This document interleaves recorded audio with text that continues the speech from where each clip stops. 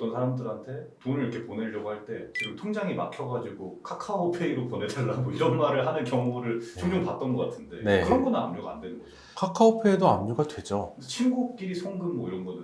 그때는 통장 압류를 할 수가 있겠죠. 그리고 우리도 이제 압류 금지 통장 그것도 압류가 되는 경우가 있나요? 압류가 되는 경우가 있겠네요. 압류 되신 분 중에 수임료를 내야 되는데 압류가 돼 있잖아요. 아, 어떻게 해야 하나요?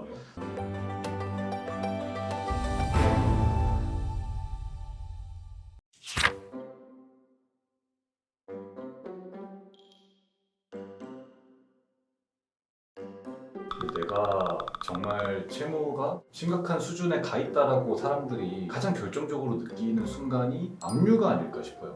그런 상황이 이제 제일 체감이 많이 될 것 같은데 네. 일단 이런 상황 언제 발생하죠? 압류라고 우리가 흔히 말하지만 가압류까지 포함해서 말을 하고 있어요. 압류라는 거는 법적으로 집행을 하기 위해서 채무자의 재산을 묶어두는 절차예요. 어떤 사람이 빚이 1억이 있는데 만기까지 갚지 못했어요. 그러면은 채권자는 이 사람으로부터 어떻게든 돈을 받아내야 될 거 아니에요. 그러면은 이 사람을 상대로 소송을 하고 승소해서 집행 권한을 얻으면은 이 사람이 가진 재산, 뭐 통장이면 통장, 부동산이면 부동산을 찾아서 돈을 가져가는 절차, 이 절차에서 필요한 것이 바로 압류예요. 통장을 압류하고 부동산을 압류한다고 하거든요. 압류한 다음에 이제 돈을 가져갈 수가 있게 되는 거죠. 압류라는 것이 지금 말씀드린 것처럼 소송을 마치고 나서 해야 된다면 우리나라에서 소송이 1심 마치는데 보통 1년은 걸리거든요. 1년 동안 채무자가 그 돈을 다 써버릴 수도 있겠죠. 아니면 다른 데 빼돌릴 수도 있고, 그걸 막기 위해서 소송을 들어가기 전에 재산을 묶어두는 방법이 있습니다. 이때는 돈을 가져가지는 못하지만 묶어는 두는 거예요. 소송 끝날 때까지. 그거를 가압류라고 해요. 우리가 가장 먼저 느끼게 되는 거는 아마 가압류일 거예요. 돈을 안 갚으면은 카드사나 은행에서 법적 절차를 시작하겠다고 하고 어느 날 회사로 급여 압류 결정문이 도착을 합니다. 통장이 압류된 게 아니고 내가 회사에 급여를 청구할 수 있는 권리가 압류된 거예요. 그러니까 회사는 나한테 통장으로도 못 주고 현금으로도 못 줘요. 이때는 압류를 풀 수 있을 때까지 또는 가압류를 풀 수 있을 때까지는 돈을 전혀 쓰지 못합니다. 물론 완전히 못 쓰는 거는 아니고 민사집행법상 보장받은 일정 금액의 생계비가 있어요. 지금은 250만 원인데 250만 원까지는 내가 월급을 받아갈 수 있지만 그걸 넘는 금액은 회사가 가지고 있어야 됩니다. 요새 이제 워낙에 내 돈을 가지고 있을 어떤 방법들이 많잖아요. 예를 들어서 이제 어떤 사람들한테 돈을 이렇게 보내려고 할 때 지금 통장이 막혀가지고 카카오페이로 보내달라고 이런 말을 하는 경우를 종종 봤던 것 같은데 네. 그런 거는 압류가 안 되는 거죠. 카카오페이도 압류가 되죠. 친구끼리 송금 뭐 이런 거는.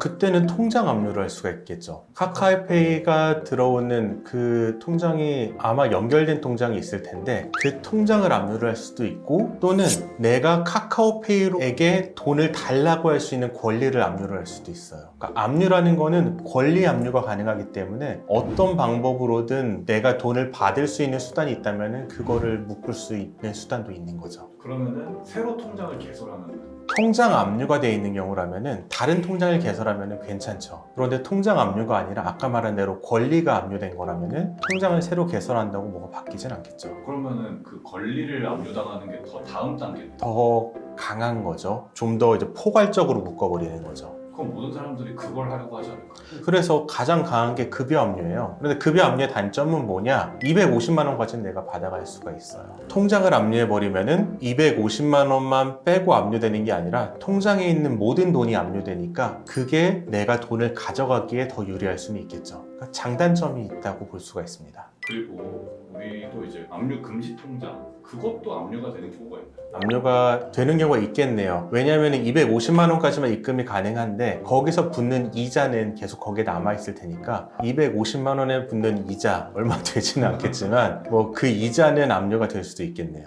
그러면은 이렇게 압류가 들어왔다 하면은 일단 할 수 있는 건 비대면 뭐 통장 개설을 일단 먼저 하고 통장 압류가 들어오면은 다른 통장 만들면 돼요. 급여 압류가 들어왔다 이러면은 이건 어쩔 수 없죠. 하지만 250만 원까지는 내가 매달 받아갈 수 있으니까 그렇게 받아가면 되는 거고요. 제일 좋은 거는 압류나 가압류가 들어오기 전에 개인회생을 통해서 금지 명령을 받고 이로 인해서 압류와 가압류를 피하는 게 제일 좋은 방법이죠. 개인회생해서 금지 명령을 받으면은 모든 압류가 이제 다 풀리는 건가요? 그건 아닙니다. 금지 명령 받는다고 압류가 풀리는 건 아니고 앞으로 압류를 못 하게 되는 거고요. 압류는 개인의 생일에서 인가 결정까지 받으면은 그때 별도의 신청서를 내고 개별적으로 풀 수가 있습니다. 그러니까 개인의 생 전에 급여 통장이 압류가 됐다면 개인의 생 인가 결정까지 한 8에서 10개월이 지나야지 급여 압류를 풀 수가 있게 되는 거죠. 굉장히 불편함이 많을 수밖에 없어요. 여기에 이제 찾아오시는 분들은 압류가 되신 분들이 많을 거 아니에요? 압류가 안 된 분들이 많고 되신 분들도 가끔 있습니다. 그럼 압류 되신 분 중에 수임료를 내야 되는데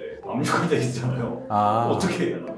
다들 내시더라고요. 어디서 빌려서 내시던지 아니면은 내가 압류가 돼 있다고 해서 통장을 못 쓰는 건 아니니까 말씀하셨듯이 뭐 다른 통장 만들 수도 있고 급여 같은 경우에도 일정 금액까지는 받을 수 있으니까 수임료는 다 문제 없이 내시더라고요.